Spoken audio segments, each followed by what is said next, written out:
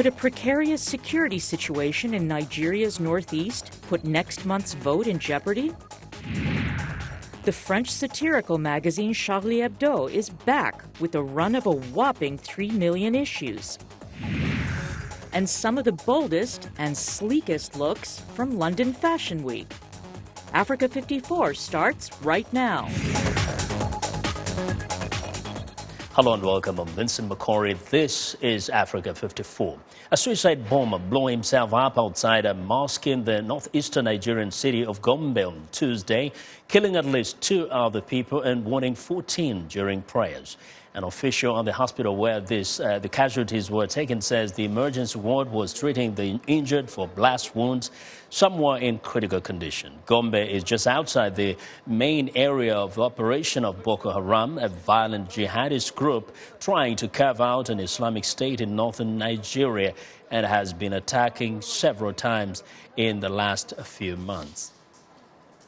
There was just a loud explosion. Somebody came with a bike, with a motorcycle, and all of a sudden I think he detonated what was on his body very close to the mosque. Although his target was the mosque, but unfortunately he didn't get to the mosque when everything what he came with detonated, and it all scattered his body and injured some people that were at the mosque, inside the mosque and beside the mosques too. Well, there was no immediate claim of responsibility. Growing insecurity linked to Islamist militants is a major problem for President Goodluck Jonathan, a month before polls in which he faces a rival, Muhammadu Buhari, seen as tough on security when he was a military ruler in the 1980s. The U.S. State Department says it believes the February 14th election in Nigeria is a factor behind the sharp increase in attacks by Boko Haram. While many voters in northeast Nigeria are outraged after the chairman of the Independent National Electoral Commission, Ateheru Jega, said on Monday the voting in next month's general elections in the nation's northeast is in jeopardy due to the unstable security situation. He also says that the commission is working hard to significantly reduce the number of Nigerians that may be disenfranchised as a result of the insurgency. Here's more on what triggered their anger from our partner Channels TV in Lagos. It was a brainstorming session as experts and activists gathered to discuss issues of exclusion and marginalization in politics. The chairman of the Independent National Electoral Commission dropped the bombshell when he expressed doubt about elections holding in the northeast next month. A place like Borno State, unless something is done about those that have been displaced, even return for the governorship election may be very, very difficult, if not impossible, under the circumstances. You know, our laws require that to make a return you have to meet certain, and because of the number of local governments that you can't access, so that's why we believe that we should give priority to these for now. To be realistic, we must say that it may be impossible to do elections everywhere, in every local government, in every constituency in those 3 states. The chairman of the occasion and former Minister of External Affairs called for caution on the part of politicians who steal the nation's resources. Our problems is not in terms of wealth, it's in terms of distribution of the wealth, the social distribution. There's, however, hope for the internally displaced persons as INEC announced plans to ensure that displaced persons vote in the elections. First and foremost, we know that there are many internally displaced persons in Nigeria for many, on many causes. But our focus is going to be on the northeast zone. And it will only be for internally displaced persons that are in the states. The organizers of the event explained the reason behind the gathering, which is the first in its series. It is a constructive medium for stakeholders in the process to interpret issues, events and policies, and thus facilitating the public's understanding of both domestic and international. As the clock ticks towards the general elections next month, participants are optimistic that majority of eligible voters will perform their civic duties if INEC matches its words with action. Well, for more perspective on Nigeria's security situation and upcoming elections, I'm joined by Sylvester Okere. He's an analyst on Nigerian issues and chairman of the Maryland Nigeria Sister State Executive Committee. Sylvester, welcome to Africa 54. Always good to have you. Thank you. So the situation in Nigeria doesn't seem to be getting better in the northeast part of that country. Elections are coming exactly a month from today. What do you make of the comments of the chairman of the Electoral Commission, and especially given that nothing has changed? Yeah, I was just listening to him, but such threats, I don't like it, because we got to know that this is people's right to vote. And whatever provision we need to make for every individual and every vote to be counted, we have to make it. Take an instance. Recently, we had the World Economic Forum. Nigeria was able to provide security to make sure that the forum goes well. So is our focus on economy, which is good, or the people? Who are the people generating or to enjoy the economy? So I would challenge that in the sense that they have to make adequate provision to those areas, every local government, every constituency, that people should come out and vote. And this is my challenge in that if the ruling party doesn't do that, personally, it feels like, okay, this is an agenda to hurt the election.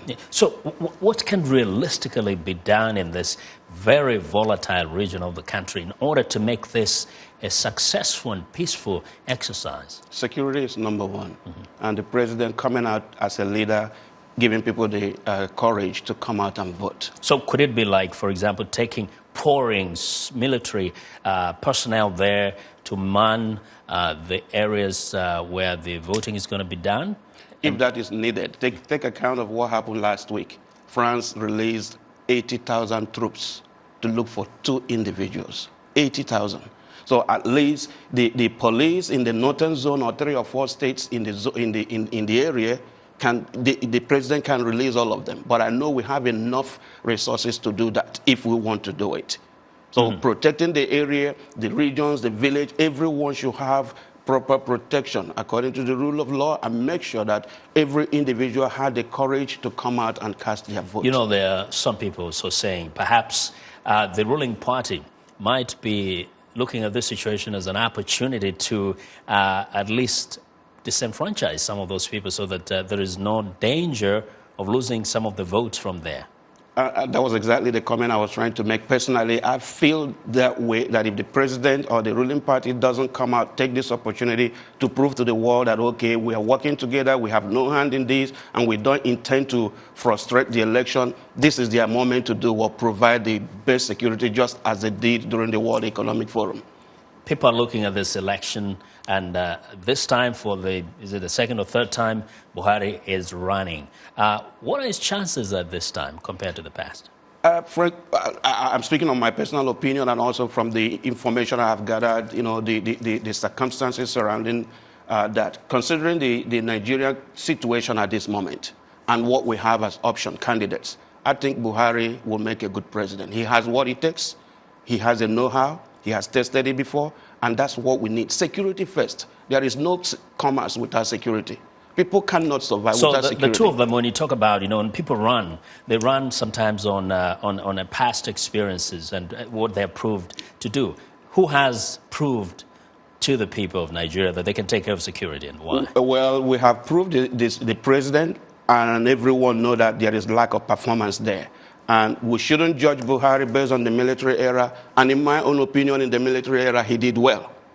You have the sense of pride to call yourself a Nigerian. This is a patriot. We need a patriot to rule the nation. We need someone who put the nation first. You know, John F. Kennedy said, ask not what your country can do for you, but what you can do for your country. And this is the person that I know that will fight for Nigeria, protect Nigeria, and make sure that every Nigerian, home and abroad, have that pride that I'm a Nigerian. And Nigerians are coming very close to making that decision and choosing who really is going to lead them for the next few years. Thanks a lot, Sylvester, for joining us today. Thank you. Well, Sylvester Okere is an analyst of Nigerian issues and is also chairman of the Maryland Nigeria Sister State Executive Committee here in the United States. Well, the attacks in Paris and concerns that more terrorists from a cell linked to Said and Sheriff Kouchi are waiting to strike have officials in the U.S. taking notice and bracing for what may come next. VOA's Jeff Selden reports. More security in the streets and outside government buildings. More checks at the airport. These are among the extra precautions put in place by the Department of Homeland Security following the attacks in Paris. DHS says there's no specific threat, but U.S. officials are worried about the danger posed by returning foreign fighters. A senior administration official telling VOA, "We're watching that phenomenon very carefully, especially as we see signs of demoralization on the battlefield in Syria and Iraq." The number of foreign fighters drawn to the conflict keeps growing. U.S. officials say at least 18,000 from around the world. The Brookings Institution's Jeremy Shapiro says many are coming back. Some 2,000 to 3,000 people have gone from Europe and the United States. The last numbers I heard, that might be a few months old. And roughly 50% of them have returned. A Norwegian activist, once recruited by extremists, has seen it firsthand. Josef Bartho Asadik spoke via Skype. Most of those who come home, apart from maybe a few, they are home actually to recruit more people. An estimated 100 to 200 of the foreign fighters in Iraq and Syria are from the U.S. So far, U.S. intelligence officials have yet to put a number on exactly how many of them have returned. Jeff Selden, VOA News, Washington. Yemen's al-Qaeda branch has officially claimed responsibility for last week's deadly attack on the Paris offices of French satirical magazine Charlie Hebdo, saying it was an act of vengeance for the Muslim Prophet Muhammad. Meanwhile, editorial staff of the magazine are defending their latest issue, whose cover depicts the Prophet Muhammad. But as VOA's William Gallo reports, many Muslims say they are offended by the cartoon. Renaud Louzier broke down in tears Tuesday as he described his reaction after drawing Charlie Hebdo's latest cartoon, which this time was a depiction of a tearful Muhammad. I looked at him and he was crying. Then I wrote above it, "All is forgiven." Then I started crying. That was the front cover. Charlie Hebdo's frequent satirical depictions of Muhammad angered the two Islamist gunmen who last week stormed the magazine's offices, killing 12 people, including 5 cartoonists. Charlie! Charlie! The attack prompted an outpouring of support for the paper, including global solidarity marches and the I Am Charlie hashtag online. Though the cartoons have become for many a symbol of free speech, the issue is more complicated for Muslims who consider the depiction of their prophet as forbidden. Zainab Chaudhry is a spokeswoman for the Council on American Islamic Relations. It's very disturbing to us. It's clear that this has become not so much an issue of free speech, but especially for media outlets, it's become an issue of, well, if we don't publicize these cartoons, then we're allowing the terrorists to win. Appearing on the same VOA program, Nasser Kader, a former lawmaker in Denmark. In 2006, deadly riots broke out in a number of Muslim countries after a Danish paper posted cartoons of the Prophet Muhammad. It's okay to oppose these cartoons, but it's not okay to use violence. And that's what was my opinion then and now. If you don't like this cartoon, don't look at them. The controversy has not slowed down the Charlie Hebdo journalists, who have now experienced a new wave of global popularity. The magazine normally produces 60,000 copies each week. For this week's issue, up to 3 million are now being printed. William Gallo, VOA News, Washington. We want to know what you think about Africa 54 and the stories we covered. Join the conversation on Facebook. The address is Africa 54. And check out our headlines 24/7 on voaafrica.com. Coming up, following a hack on U.S. military social media accounts, Barack Obama proposes beefing up cybersecurity. Stay with us.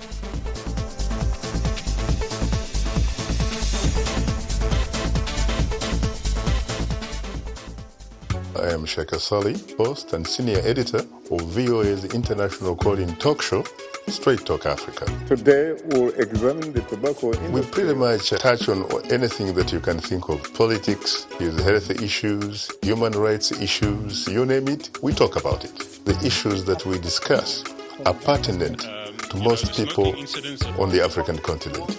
A very, very rare and unique opportunity to interact with their leaders.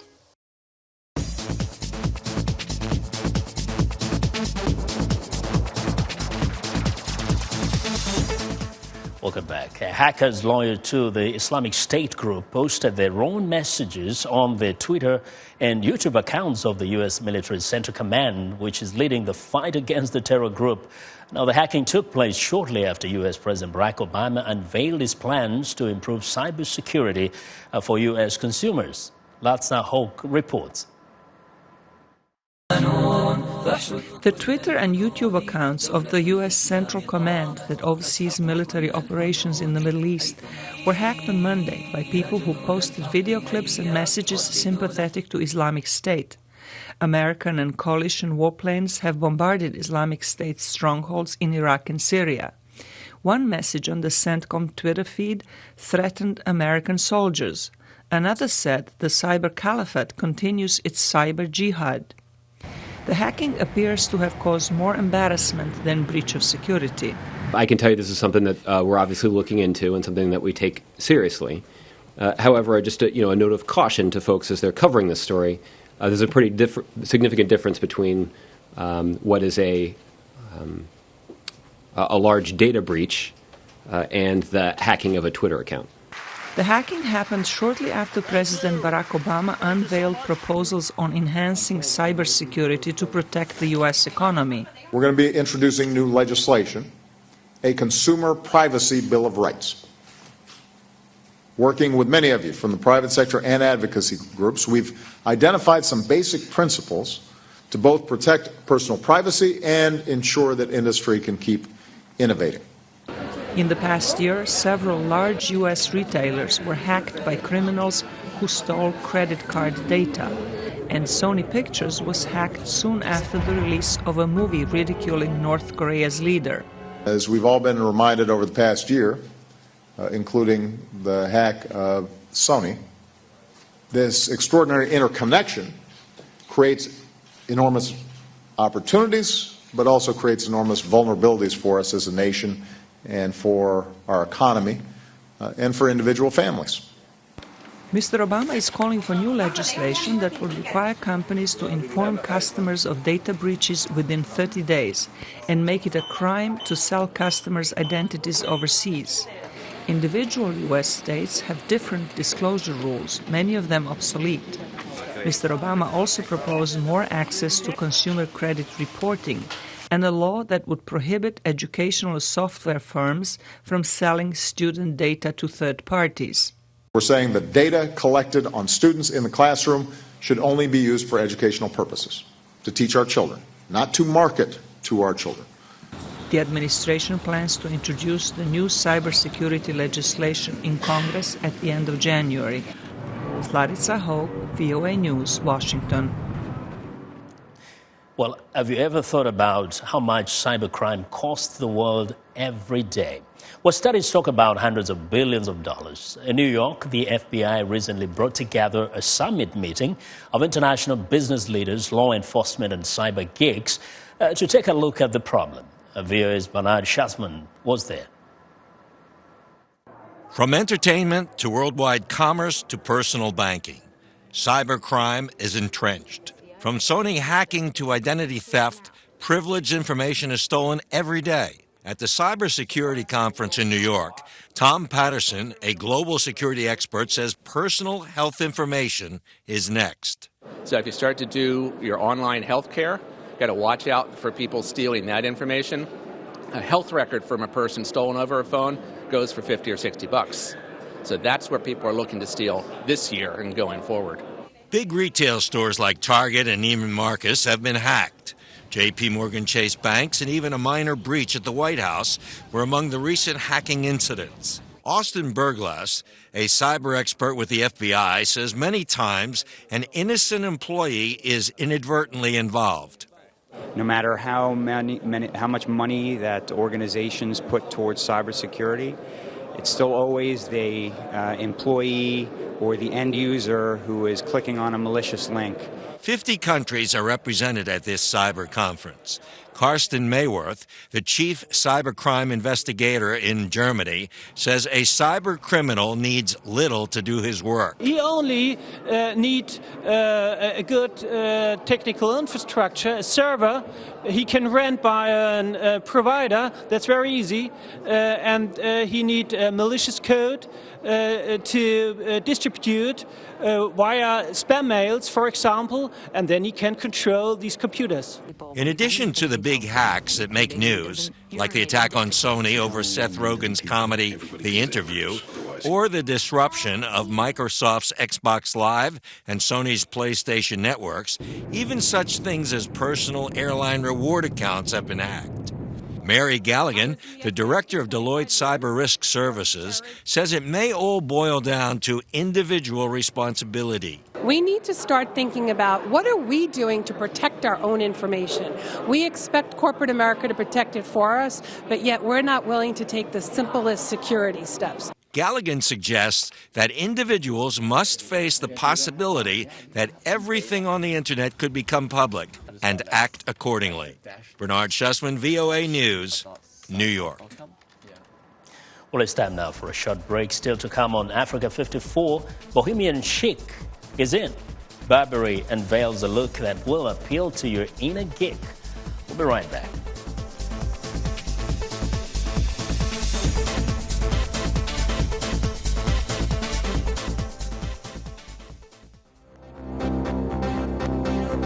If you've just joined us, I'm Mariama Diallo, and here is a quick recap of today's headlines. Yemen's Al-Qaeda branch officially claims responsibility for last week's deadly attack on the Paris offices of the satirical magazine Charlie Hebdo. In Nigeria, Boko Haram hails the attack on the Charlie Hebdo magazine in a video posted online. In Switzerland, the UN deplores ruthless attacks by Boko Haram militants against civilians in the northeastern part of Nigeria. Finally, in the Central African Republic, captured Lord's Resistance Army commander Dominic Ongwen has been handed over to African Union troops to be tried at The Hague for crimes against humanity. That's it for today. Thanks for watching. We'll see you next time.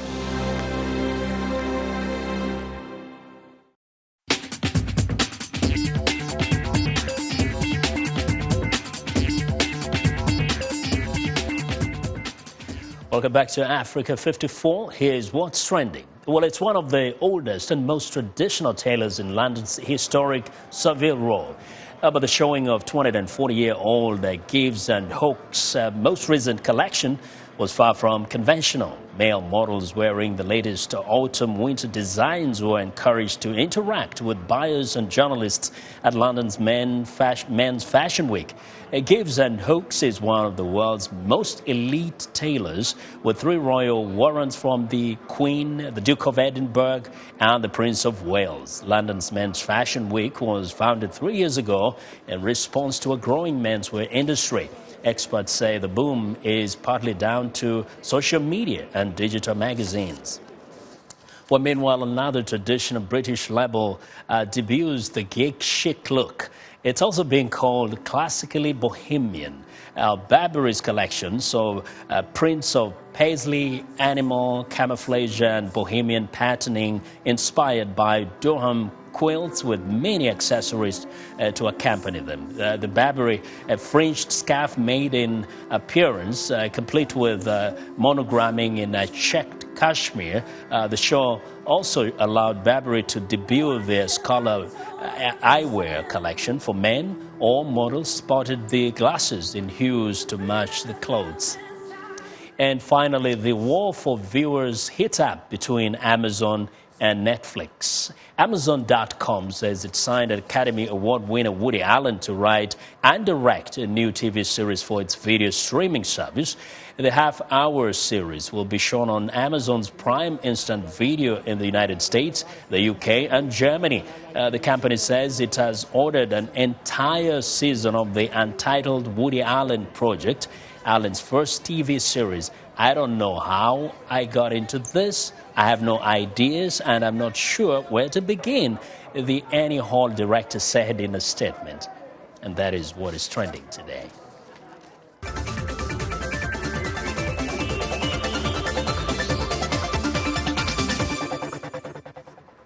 Well, nearly one-third of the world's city dwellers live in substandard housing, according to the McKinsey Global Institute. But researchers say there is a solution. Free plans are now available online for building houses with ready-made pots that perfectly fit together.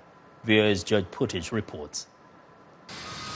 The world population is expected to grow to more than 8 billion by 2030, and the housing situation in urban centers is already a huge problem. But building new homes the traditional way still takes weeks or months. In a London neighborhood, a group of volunteers is constructing a house made of prefabricated plywood panels and parts, the so-called Wiki House. All parts were precisely cut in a computer numerical control or CNC machine, following a free plan downloaded from the internet. Co-founder of the UK-based Wiki House Foundation, architectural designer Alistair Parvin, says this could be the solution for affordable housing. Wiki House is essentially a series of technologies that we're developing aimed at massively simplifying the process of making really sustainable high-performance houses to a point where almost anyone can do it. And to do that, we're using the power of the web and digital manufacturing technologies like 3D printing. Precise cutting allows a perfect fit for all parts, which speeds up the process of assembly. No special tools are required. The Wiki House was built in 10 days for exhibition purposes. Then it was taken apart and reassembled elsewhere for permanent use. Parvin says the whole concept is based on the blueprints available online. Open source software is now really established. It drives a lot of the software that we use. What's happening now is that that's now coming into the world of physical things. So we're effectively building a kind of Wikipedia for physical stuff. Parvin says the project is in its early stages with limited availability, but he expects it to grow as more people start showing interest in houses whose assembly requires no special skills. George Putich, VOA News, Washington. Well, and that's our show for today. Be sure to watch Africa 54 on our website at voaafrica.com. And for more news, tune in to VOA's evening radio show, Africa News Tonight, at 1800 UTC and in the mornings to Daybreak Africa between 0300 and 0800, 600 UTC, Monday through Friday. Thanks for watching. Have a good night.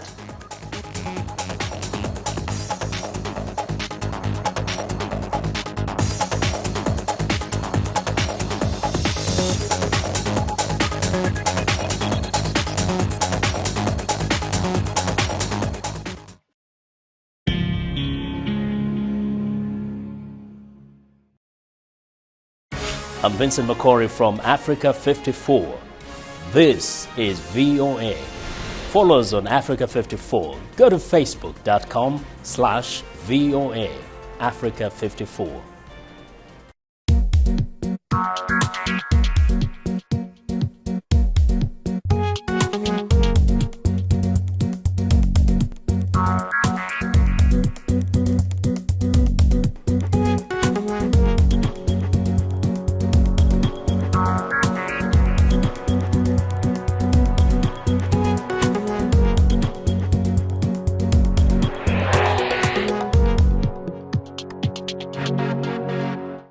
I'm Ibrahim Ahmed with the House 24 mobile stream, Dandelin VOA.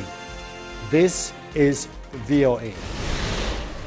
Follow us on our website, dandelinvoa.com.